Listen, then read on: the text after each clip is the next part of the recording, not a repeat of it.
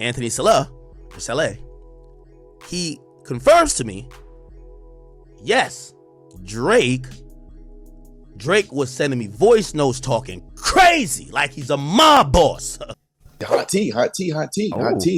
Now today we actually got some hot tea. It's looking like them PG Lang boys was in Detroit telling Akademiks all Drake's business, all the secrets, everything that was going on behind the scenes during the beef. Y'all better like the video. Y'all better subscribe. Let's get it. So I talked to Mr. Salah, and he gave me some info. I think I can say all this shit. This shit shouldn't be private. So he told me, which, and again, these are allegations, but I'll tell you what he told me. He said, here's the thing. The reason why even I had to come over here and holler at you, dog, that dude who said that shit, he's lying. I never paid for no botted things. I said, well, he sent the screenshot, whatever. I said, maybe he's lying. I don't know. But that's what the kid said. He said, well, that shit has got me in a federal lawsuit now. So what are you talking about? He said, they subpoenaed my phone for Drake's lawsuit. They took it. That is bothersome. Again, that ain't, again, that is something that probably is very annoying, but hey. Now, y'all know my demeanor towards Drake's lawsuit. I don't think it will wholly be successful at the end. But then I get a little bit more info. And again, this is why this is why you got to pop out and show niggas. Because this is where I get, Kendrick's team never talked to me. They stopped talking to me as soon as the battle starts. They stopped, there used to be some communication. The guy named Kojo, me and Kojo did mad business together. Kojo hasn't said a word to me in English language since it is what it is. So here's the thing. Oh, now I remember because I was having a conversation with them. And if you're hearing this, because when we were speaking directly, face to face, Mr. Dayfree, when I reference to 2022, and I said, because he said, why didn't you hit us up if you're coming today? And I said, brother, why would I hit y'all up if y'all haven't talked to me in years that y'all could line me up? I'd rather catch y'all as a surprise, even though that's not my energy. But I'd rather y'all not be prepared for me. Anyway, so what he says to me, and this is all news to me, and you got to take it with a grain of salt because, again, because we've seized communication, it's the first time I'm hearing these things. It's the first time I'm hearing that they took this guy's phone because now they're looking for these allegations of botting. I didn't know. They don't put this info out anywhere, so I could only find out when I pop up. Cool. Which, by the way, he claims he's never botted, so they will find that out. Also, he made a point that I actually agree with a bit. He said, I'm surprised Drake is doing the corny shit of suing because the same way he don't talk to his label, we don't talk to our label. We just pop up and turn our album in. So how the hell could we be in cahoots with UMG for anything? So he says to me, he says, because I was like, yo, even with you being put into this battle, Drake posted you, right? Like, why are you upset if other people have mentioned you when the two main people dragged other people into it? Well, he said Drake posted me because Drake know me. And I don't know what that means. He said he know me. Apparently he's from Toronto too. I don't know. But then he said, here's the thing. He said, you should, and this is what I don't know. And I'm going to ask Drake. I'm like, Drake, is this true? He says, you should have heard this nigga Drake, what he was saying to us before we whipped his ass. This is what he told me. I said, what do you mean? Now, I'm going to be honest with you. I never really knew Drake speaking to anybody. Like, Drake has told me he hasn't spoken to Dot directly. But I didn't know about if he spoke to anybody else in and around Dot. Anthony Salah, he confirms to me, yes, Drake Drake was sending me voice notes talking crazy like he's a mob boss. That's what he says.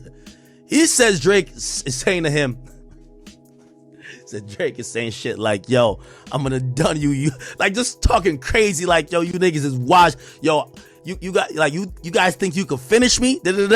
Crazy. All of a sudden they're like, then we drop the bomb. Right? Cool. Not like us here talking. All right. Then he gives me some more insight. And I ain't gonna lie to you. This was worth going to the concert for this insight. I live off insight like this. He says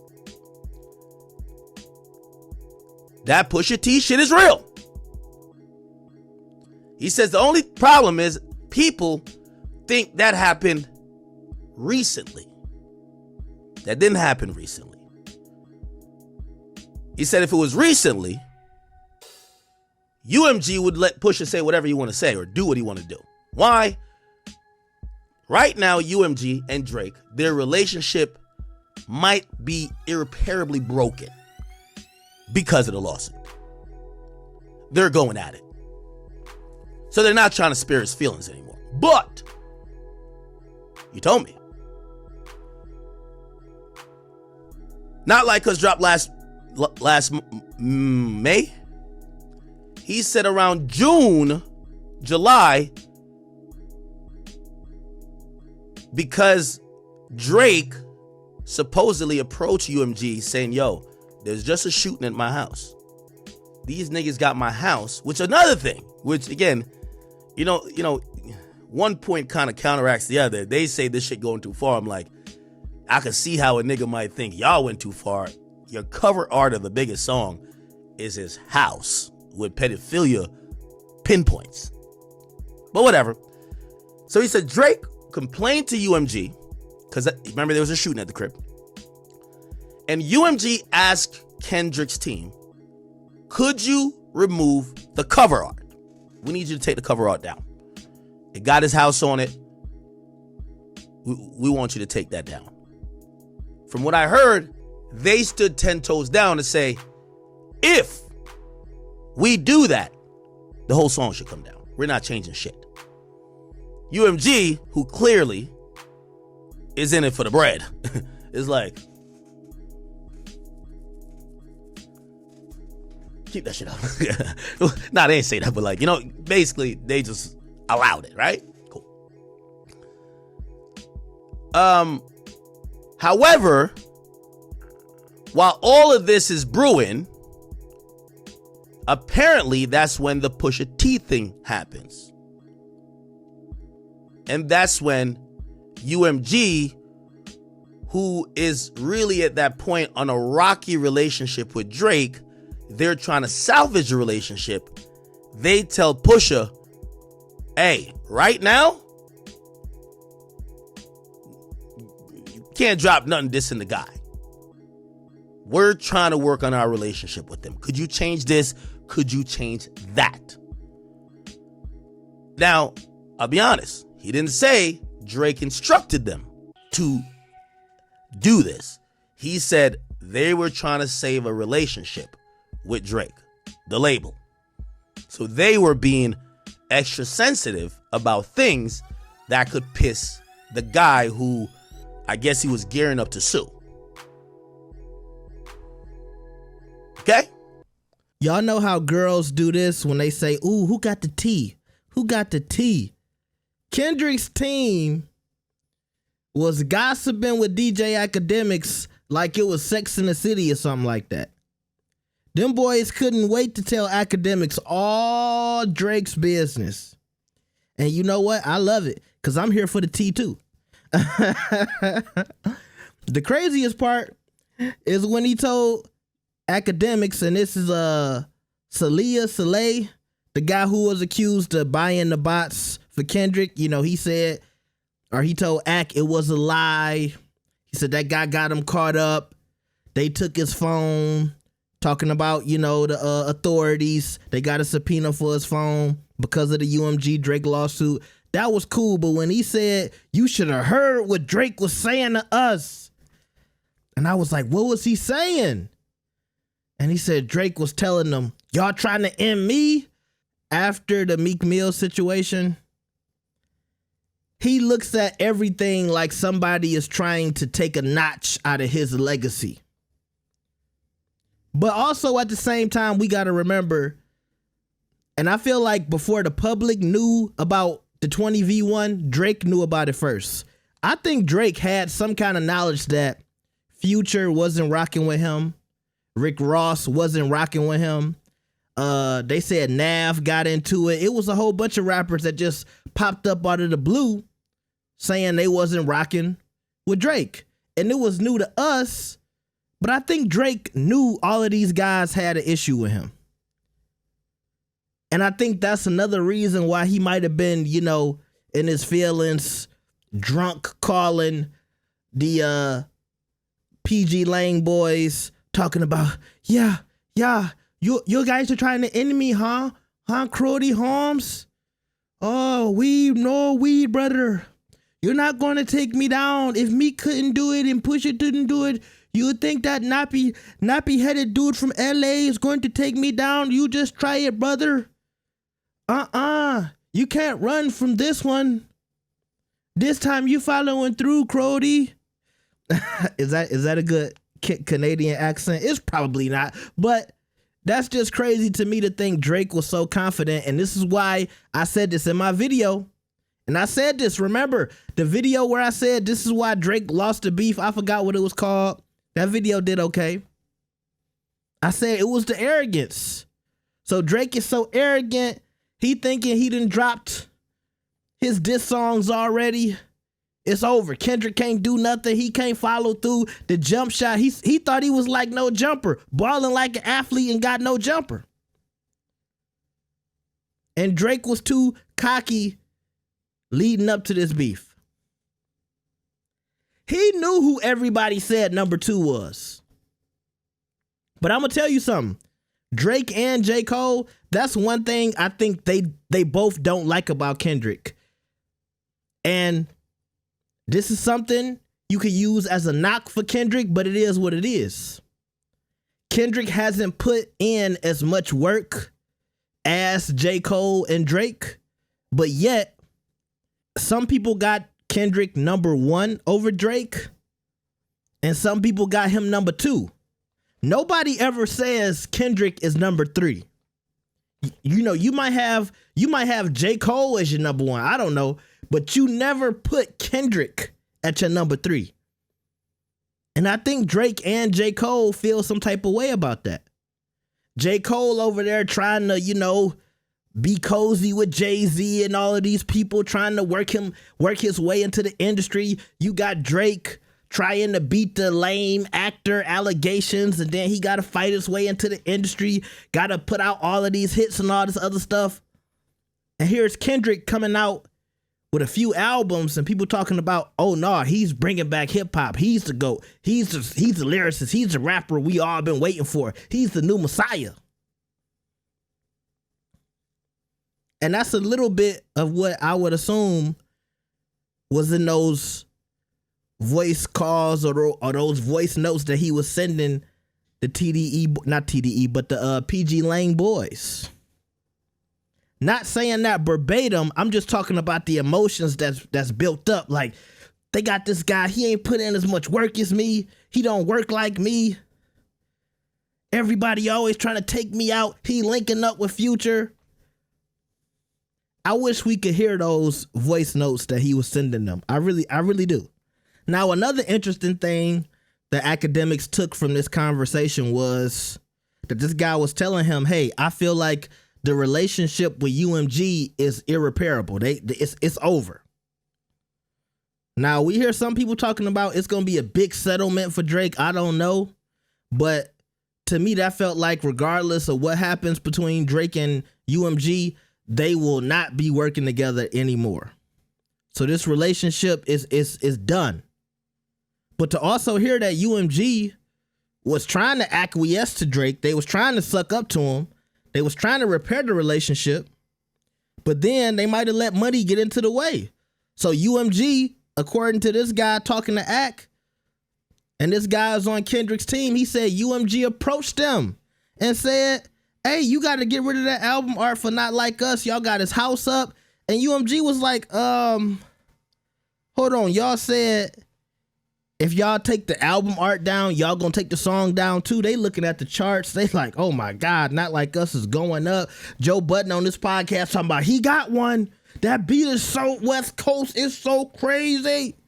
Like, he did what Drake does. Remember when Drake made Tootsie Slide? Not Like Us is like the more sophisticated version of Tootsie Slide. It's not a dance song, but remember, everybody was dancing to it. Everybody in LA, they doing all these little do. Kendrick in the video, do. It was the more sophisticated hit maker type of song that Drake would put out with just, more lyricism. Cause y'all know that what's it, the third verse when Kendrick get into the slave talk and all that type of stuff. Like, that's something Drake wouldn't do on a song like that. And so, yeah, he had all of the ingredients to make a hit. And so I can see UMG being like, we don't know what this might become, but it's looking like it might be big. And we'll just bite the bullet. Now, if that bullet cost them $1 billion, that's where it might look crazy. But at the end of the day, I don't know they deal with PG Lang and Kendrick, but I feel like whatever they might pay Drake, they probably made back with this run from Kendrick. 100%. I feel like even if they did pay, let's say Drake $800 million or something like that in some kind of settlement, they got it. And you got to think about it. After years and years and years of having Drake, y'all know how much money Drake has made them?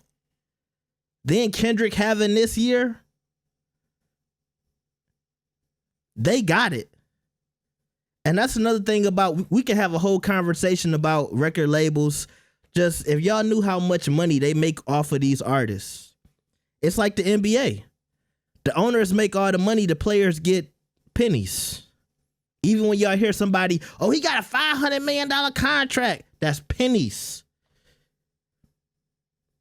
Pennies. They might make $500 million off the concession stands every year. Who knows? I'm talking about like for one team. And some more of the T. They going back to this album art for Not Like Us and UMG trying to take it down, but, saying we want the bread. They said that's when the Pusha T situation happened. And Pusha T been telling us this, but everybody wasn't listening. And see, that goes into when a lot of y'all talk about, Pusha T just ran over Drake. Well, yeah, he might have won that battle, but Drake was still the bigger artist. And that's what happens when you going against the biggest artist. It's like you got to punch up. And while a lot of people in the hip hop community felt like Drake lost that bout, it got to the point where some people would look at Pusha T like he was washed up. He's an old artist. He's clout chasing. He using Drake for this, that, and the third.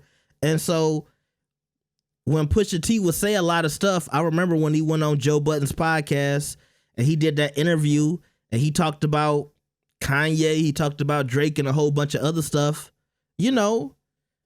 I was glued.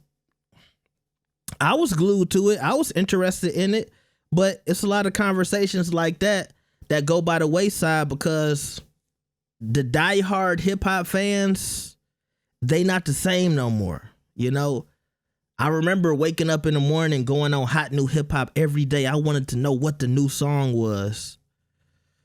Two Dope Boys, all of those websites and those blogs and being so interested in everything that somebody said on Juan Epstein podcast or Combat Jack and interviewing Guru, interviewing the guys who is behind the hip hop. Like, a lot of people don't like those conversations no more. I think that's why Elliott Wilson to a lot of people fell off because, what he used to bring to the table, it's like, people don't pay attention to it no more.